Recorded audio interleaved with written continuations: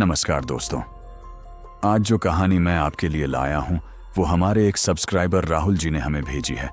उनकी कहानी हमें अच्छी लगी तो सोचा आपको भी वो कहानी सुनाई जाए।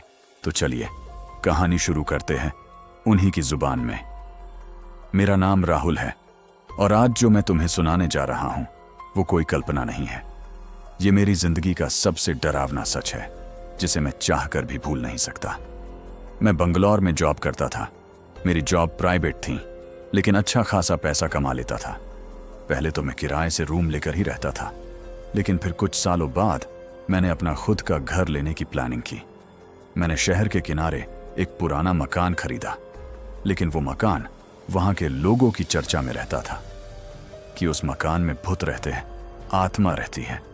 कई लोगों ने मुझसे कहा भी उस मकान को मत लो, वहां भूत रहते हैं, लेकिन मैं हंसकर टाल देता था। मुझे भूत प्रेत पर विश्वास ही नहीं था। मेरे लिए ये बस लोगों की अंधविश्वास भरी कहानियां थीं। फिर एक दिन मैं अपना सामान लेकर मकान में पहुंचा तो वहां सब कुछ अजीब लग रहा था। कमरे नम थे, खिड़कियां जर्जर थीं और सबसे अजीब था वो बड़ा पुराना आईना जो बिल्कुल कमरे के बीचों बीच टंगा हुआ था। इतना साफ मानो किसी ने उसे अभी अभी पोंछा हो। फिर इन सबको छोड़ कर मैं अपना काम करने लगा। सारा सामान अपनी जगह पर रखते रखते मुझको शाम हो गई थी। फिर मैंने बढ़िया नहा धोकर खाना खाया और अपने रूम में लेट गया। चारों तरफ सिर्फ सन्नाटा था। तभी मुझे धीमे धीमे कदमों की आहट सुनाई दी। मैं चौकन्ना हो गया। आहट बिल्कुल मेरे कमरे के दरवाजे तक आई और फिर अचानक रुक गई। मैं उठा, बाहर झांका, कोई नहीं। वापस पलटा तो मेरी नजर आईने पर गई और भाई मेरी रूह कांप गई। आईने में मेरे पीछे कोई खड़ा था। मैंने झटके से मुड़कर देखा, कमरा खाली था। दोबारा आईने में देखा, सब सामान्य। उस वक्त मैंने खुद को समझाया, राहुल तू थका हुआ है, ये सब तेरे दिमाग का खेल है। पर अंदर से डर भी लग रहा था। करीब 12 बजे जब मैं झपकी ले रहा था तो अचानक मेरे कान में किसी लड़की की धीमी आवाज गूंजी, मुझे मुक्त कर दो। मेरी आंखें खुल गईं। कमरा खाली था लेकिन आईने पर धुंध सी छा गई थी और उस धुंध पर उभरे अक्षर, आओ। मैं कुछ पल तक जड़ खड़ा रहा। मेरे होंठ सूख गए, गला रूंध गया। मैं आईने की ओर बढ़ा लेकिन उस पर कुछ नहीं था। अब मैं सोच में पड़ गया, क्या ये सपना था या सच? सुबह जब मैं चाय पी रहा था तभी पड़ोस की बुआ आई। उन्होंने मकान को देखा और धीमे स्वर में बोली, बेटा अगर रात को कोई लड़की तुम्हें इस घर से बुलाए तो जाना मत। इस घर की खिड़कियों ने कई जिंदगियां निकली हैं। मैं हंस पड़ा। बुआ आप भी वही बातें दोहरा रही हैं। लेकिन उनके चेहरे की गंभीरता देख मेरा हंसना गायब हो गया। उन्होंने बस इतना कहा, कुछ सच्चाई ऐसी होती है बेटा जिन्हें जानना मौत को न्योता देने जैसा है। उस रात, उस शाम से ही मैं बेचैन था। दिल कह रहा था कि कल रात जो हुआ वो कोई सपना नहीं था। मैंने निश्चय किया, आज अगर फिर कुछ दिखा तो मैं सामना करूंगा। मैं लाइट बुझाकर आईने के सामने बैठ गया। घड़ी की सुई धीरे धीरे 12 बजाने लगी। कमरे में अचानक ठंड बढ़ गई। मेरे हाथ कांपने लगे और फिर आईने में एक चेहरा उभरा। सफेद चेहरा, लंबी आंखें और होंठों पर हल्की मुस्कान। वो लड़की थी। उसने सीधा मेरी आंखों में देखा और कहा, तुम आखिर आ ही गए। मेरे मुंह से आवाज ही नहीं निकली। दिल जैसे सीने को फाड़कर बाहर आ जाएगा। मैं बस उस चेहरे को घूरता रह गया। मैंने साफ देखा था, वो कोई सपना नहीं था। उस आईने में सच में एक लड़की थी। उस रात मेरी नींद उड़ गई थी। सुबह तक मैं करवटें बदलता रहा। बार बार वही चेहरा आंखों के सामने आ जाता। सफेद चेहरा, लाल आंखें और वो मुस्कान। दूसरी रात मैंने निश्चय किया कि मैं डरूंगा नहीं। अगर सच में कोई है तो मुझे जानना होगा वो कौन है। 12 बजे, वही सन्नाटा, वही ठंडा माहौल। आईने में धुंध जमी और धीरे धीरे चेहरा फिर उभरा। इस बार उसके होंठ हिले, डरो मत, मैं तुम्हें नुकसान नहीं पहुंचाऊंगी। मेरे गले से मुश्किल से आवाज निकली, तुम कौन हो? वो मुस्कुराई, एक कैदी जो सालों से इसी आईने में कैद है। मेरे रोंगटे खड़े हो गए। लेकिन क्यों? उसकी आंखें अचानक उदास हो गईं। जब जिंदा थी मैंने कुछ ऐसा किया जिसकी सजा मुझे ये मिली। अब मेरी मुक्ति सिर्फ तुम्हारे साथ मिलन से होगी। मैं हक्का बक्का रह गया। मिलन? मतलब? उसने बस हल्की मुस्कान दी और चुप हो गई। अगली सुबह मैं सोच में पड़ गया, क्या सच में ये सब हो रहा है या मैं मानसिक रूप से बीमार हो रहा हूं? मैंने पड़ोस में एक बुजुर्ग से पूछने की हिम्मत की। वो बोला, बेटा, उस घर में कई बार औरत की परछाई देखी गई है, लेकिन जो भी उसके पास गया वो कभी लौट कर नहीं आया। लोग कहते हैं वो यक्षिणी है। मेरे दिल की धड़कन बढ़ गई। यक्षिणी? मतलब? वो बुजुर्ग धीमी आवाज में बोला, वो औरत नहीं, वो आत्मा है जो इंसान को अपने जाल में फंसाकर उसकी आत्मा निगल जाती है। अब मैं कंफ्यूज था। एक तरफ डर कि शायद वो मुझे मार देगी, दूसरी तरफ एक अजीब खिंचाव, उसकी आंखें, उसकी आवाज, उनमें कुछ ऐसा था कि मैं चाहकर भी उसे नजरअंदाज नहीं कर पा रहा था। रात को मैं खुद ही आईने के सामने खड़ा हो गया। अगर तू सच में है तो सामने आ। आईने पर धुंध छाई, चेहरा उभरा, और इस बार वो लड़की मुस्कुरा रही थी, लेकिन उसकी आंखें में अजीब सी चमक थी। उसने धीरे से कहा, राहुल, तुम मेरे लिए चुने गए हो। मैं पसीने से तरबतर हो गया। मैं? क्यों? उसकी आवाज गूंजी, क्योंकि आखिरी मिलन अब तुम्हारे साथ ही होगा। मैं अब तय नहीं कर पा रहा था कि वो लड़की मेरी किस्मत है या मेरी बर्बादी। उस दिन मैं मकान की सफाई कर रहा था। स्टोर रूम में एक पुराना संदूक पड़ा था। जिज्ञासा में मैंने उसे खोला। अंदर धूल से ढकी कुछ किताबें और एक पुरानी डायरी थी। डायरी की जिल्द फटी हुई थी, लेकिन शब्द साफ दिख रहे थे। उसमें लिखा था, इस घर में जो भी अकेला रहता है उसके पास वो आती है। वो रूप बदल सकती है, कभी प्रेमिका, कभी पत्नी, कभी पिशाचिनी, पर उसका अंत हमेशा एक ही होता है, मौत। मेरे हाथ कांप गए। क्या ये उसी लड़की की बात हो रही है जो आईने में दिखती है? उस रात जब वो फिर आईने में दिखी, मैंने उससे सीधे पूछा, क्या यह सच है कि तुमने यहां और लोगों को मारा है? वो चुप रही, उसकी आंखें नीचे झुक गईं।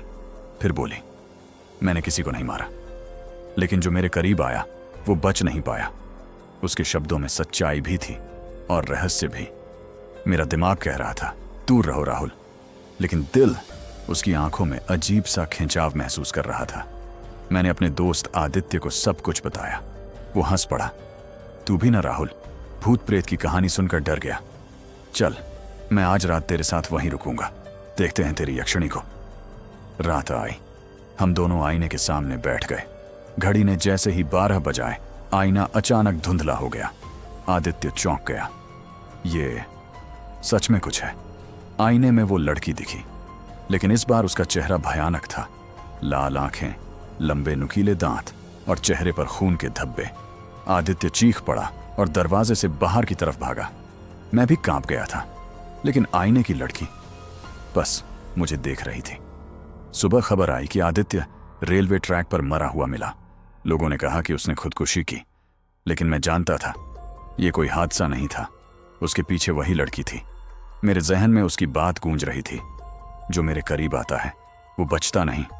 उस रात मैंने आईने से चीख कर पूछा, तुम चाहती क्या हो मुझसे? क्यों मेरे पीछे पड़ी हो? आईने की लड़की हल्का मुस्कुराई।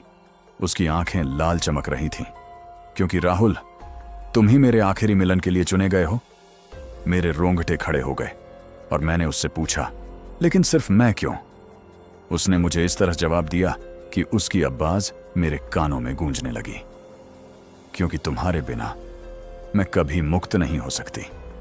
अब मुझे यकीन हो गया था कि यह कोई खेल नहीं है। आदित्य की मौत ने साबित कर दिया था कि आईने की वो लड़की सिर्फ एक आत्मा नहीं, कुछ और ही है। आदित्य के बाद मैं बिल्कुल अकेला पड़ गया। रातें लंबी और डरावनी लगने लगी।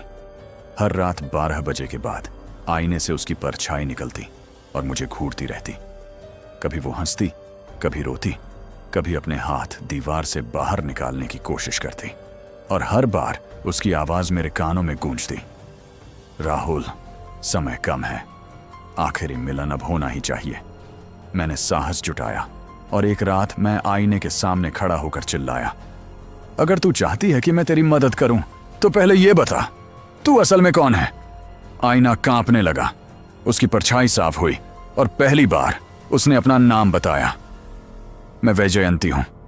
एक समय इंसान थी। एक तांत्रिक ने मुझे धोखा दिया। उसने वादा किया था अमृतत्व का, लेकिन दिया मुझे श्राप। तब से मैं इस आईने में कैद हूं। मुक्ति तभी मिलेगी जब कोई मुझसे आखिरी बार मिलन करेगा। उसकी आंखें आंसुओं से भर गई थीं, लेकिन फिर अचानक उसका चेहरा बदल गया। आंखें लाल हो उठीं और होंठों से खून टपकने लगा। वो कोई और नहीं, तुम हो राहुल। मैं पागलों की तरह चिल्लाया। क्यों मैंने क्या किया है? वो हंसी। ये चुनाव तुम्हारा नहीं, किस्मत का है। अगर तुमने मुझे स्वीकार नहीं किया तो अगला शिकार तुम्हारे परिवार में से कोई होगा। मेरे पैरों तले जमीन खिसक गई। मेरे सामने दो ही रास्ते थे, या तो मैं मान जाऊं या अपने परिवार को मौत के हवाले कर दूं। उस रात मैंने सपना देखा। मैं श्मशान में खड़ा था, चारों ओर जलती चिताएं। वो लड़की राख से उठकर मेरे पास आई और मेरे कान में कहने लगी, राहुल, अगर तूने मुझे स्वीकार किया तो तेरी आत्मा मेरी होगी। अगर तूने इनकार किया तो तेरी दुनिया जल जाएगी। मैं नींद से पसीने पसीने होकर उठा, लेकिन डरावनी बात यह थी, मेरे तकिए पर राख जमी हुई थी। अब मुझे समझ नहीं आ रहा था, क्या यह सब मेरी कल्पना है या सचमुच मैं एक यक्षिणी के जाल में फंस चुका हूं। मैं आईने के सामने खड़ा होकर कांपती आवाज में बोला, अगर आखिरी मिलन ही मुक्ति है तो ठीक है, लेकिन मैं ये सौदा अपनी शर्तों पर करूंगा। आईने की लड़की ने मुस्कुराकर जवाब दिया, तुम्हारी कोई शर्त नहीं चलेगी राहुल। अब बस आखिरी रात का इंतजार करो। ये मेरी आखिरी रात थी, कम से कम मैं ऐसा ही सोच रहा था। आईने की वो औरत, वैजयंती, वो अब रोज मेरे सपनों, मेरी सांसों और मेरी परछाइयों में बस चुकी थी। और उसने कह दिया था, अगली रात ही आखिरी होगी। दिन जैसे तैसे कट गया। मैंने सोचा शायद कहीं भाग जाऊं, किसी और शहर, लेकिन जाने से पहले मैंने अपनी मां को फोन किया। आवाज कांप रही थी, पर मैंने संभाल कर कहा, मां, अगर मैं कुछ दिनों तक फोन न करूं तो घबराना मत।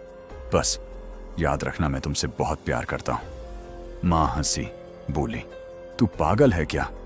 तेरी आवाज अजीब लग रही है, सब ठीक है ना? मैंने फोन काट दिया, क्योंकि मुझे पता था अगर वैजयंती सच में उतनी ताकतवर है जितना वो दिखाती है तो वो मां तक पहुंच सकती है। रात के 12 बजे आईना अपने आप चमकने लगा। उसकी सतह पर धुंध छा गई और उसमें वैजयंती का चेहरा उभर आया। उसकी आंखों में इस बार कोई मासूमियत नहीं थी, सिर्फ आग थी। राहुल, वक्त आ गया है, आज आखिरी रात है।